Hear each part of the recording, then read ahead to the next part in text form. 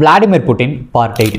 1996 mayor எலெக்ஷனில் சோப்சக்காக campaign பண்ணார் Putin. But அந்த எலெக்ஷனில் சோப்சக் தோத்ததுனால டெபுட்டி மேயராக அந்த புட்டினோட பதவியும் பறி போயிருச்சு. பட் அவரோட ஜேர்னி அங்கேயே ஸ்டாப் ஆகலை. மாஸ்கோவில் அவருக்கு இருந்த இன்ஃப்ளூயன்ஸ்னால பிரசிடென்ட்டோட அட்மினிஸ்ட்ரேஷனில் ஒர்க் பண்ணுறதுக்கான சான்ஸ் எனக்கு கிடைச்சிது. இதனால் மாஸ்கோக்கு கிளம்பி போனார். அங்கே டெபுட்டி சீஃப் ஆஃப் பிரசிடென்ஷியல் ஸ்டாஃப்ன்ற பொசிஷனில் அவர் அப்பாயிண்ட் பண்ணுறாங்க.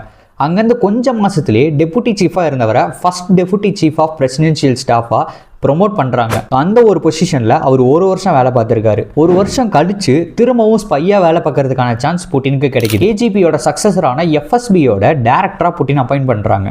அந்த ஒரு பொசிஷனில் இருந்ததுனால பிரசிடென்ட்டோட இன்னர் சர்க்கிளில் ஒருத்தராக அவரால் இருக்க முடிஞ்சது. பிரசிடென்ட் கிட்ட ரொம்ப லாயலாகவும் ரொம்ப ட்ரஸ்ட்வர்த்தியாக இருந்ததுனால இவர் மேலே நிறைய மதிப்பும் மரியாதையும் பிரசிடென்ட்கே கிரியேட் ஆச்சு. 1999 ஆகஸ்ட்டில் யாருமே எதிர்பார்க்காத விதமாக ஆல்ரெடி பிரைம் மினிஸ்டர் இருந்தவரை டிஸ்மிஸ் பண்ணிட்டு விளாடிமிர் புட்டினை பிரைம் மினிஸ்டர் அறிவிச்சாரு president Boris Yeltsin. But Russian அஃபீஷியல்ஸை தவிர மற்ற யாருக்குமே புட்டினை பற்றி தெரியாது. பட் செகண்ட் சேச்சன் வாரில் அவர் எடுத்த ஸ்ட்ராங்கான ஸ்டான்ஸ்லேயே ரொம்ப சீக்கிரமாக பாப்புலாரிட்டியை கெயின் பண்ணிக்கிட்டாரு. இங்கேருந்து ஒரு 3 மாதத்தில் 31 டிசம்பர் 1999 அன்னைக்கு யாருமே எதிர்பார்க்காத விதமாக பிரசிடென்ட் போரிஸ் எல்சின் ரிசைன் பண்ணிட்டு விளாடிமிர் புட்டினை ஆக்டிங் பிரசிடென்ட்டாக அறிவிச்சார். இதுக்கப்புறம் என்னாச்சுங்கிறத என்னோட நெக்ஸ்ட் வீடியோவில் சொல்கிறேன். இன்ட்ரெஸ்டடாக இருக்கவங்க ஃபாலோ பண்ணி வச்சுக்கோங்க.